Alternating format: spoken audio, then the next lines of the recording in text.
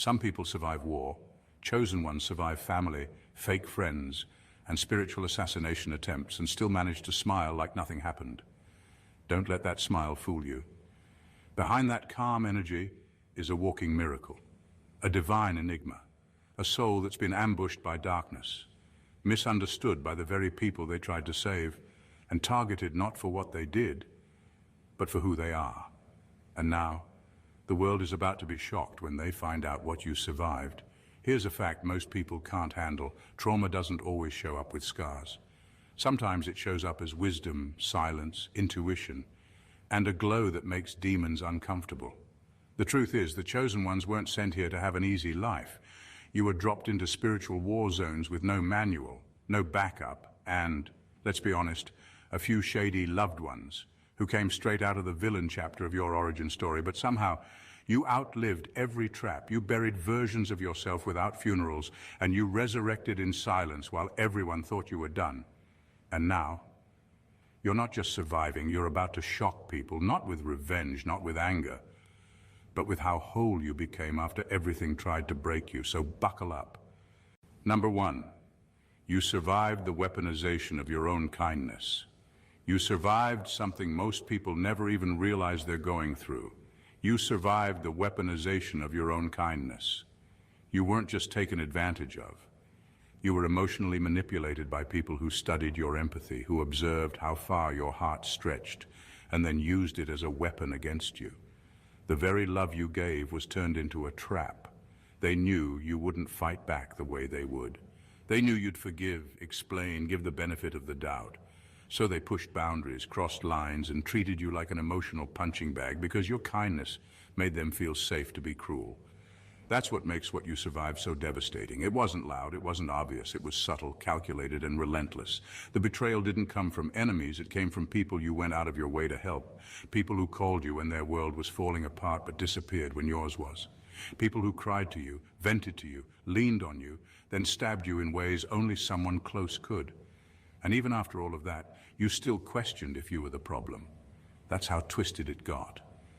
You didn't just survive toxic people. You survived the slow erosion of your own sense of self. Because every time they used your kindness against you, you began to wonder if maybe you were being too much, too soft, too emotional. But you weren't. You were just surrounded by people who saw your light and wanted to dim it for their comfort. And now, the same kindness they mistook for weakness has become your superpower. Because no matter how many times they tried to break it, you're still good, still giving, still loving. But now you've got boundaries, now you're awake. You survived being turned into a doormat and came out a door only the worthy can walk through. That's not just healing, that's transformation. Number two, you survived a reality that was custom designed to break you. You didn't just survive random hardships. You survived a reality that felt tailor-made to break you. The chaos in your life wasn't just a series of unlucky events. It was like everything around you was strategically designed to attack the deepest parts of your soul. While other people went through difficulties, you were going through full-blown spiritual warfare, layered in situations that felt too specific to be coincidence. The betrayals weren't just painful, they were personalized. The heartbreak didn't just hurt, it hit you in places only the universe would know mattered. That's not ordinary suffering. That's a coded attack on your calling. You weren't being punished for being weak. You were being targeted for being strong in a way that threatened everything false around you. And the craziest part, you hadn't even fully stepped into your power yet. You didn't know who you were, but life did. And so did the forces that didn't want you to remember. That's why things kept falling apart every time you got close to clarity. That's why people kept switching up on you right when you were about to elevate. You weren't just trying to survive life. You were trying to breathe in a system programmed to suffocate you before you even woke up to your purpose. What you survived wasn't just emotional or physical, it was energetic. You were a threat the moment your soul entered this world. And instead of caving under the weight of it all, you recoded the entire program. You didn't conform, you didn't give in. You cracked the pattern wide open and started choosing differently, healing deliberately, and walking a path most people don't have the courage to face.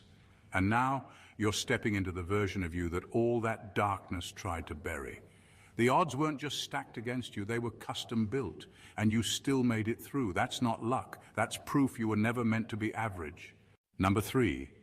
You survived being the black sheep while carrying the golden blueprint. You were treated like the outsider, the problem, the black sheep. But the truth is, you were carrying something the people around you couldn't see or understand. You had the golden blueprint, the healing code, the energy meant to shift everything. But instead of being embraced, you were rejected. Not because you were wrong, but because your presence made others confront parts of themselves they were desperate to avoid. They couldn't control you. They couldn't manipulate you like they could everyone else. You asked questions no one wanted to answer. You saw through lies no one else noticed. That's why they pushed you away. You weren't born to fit into dysfunction.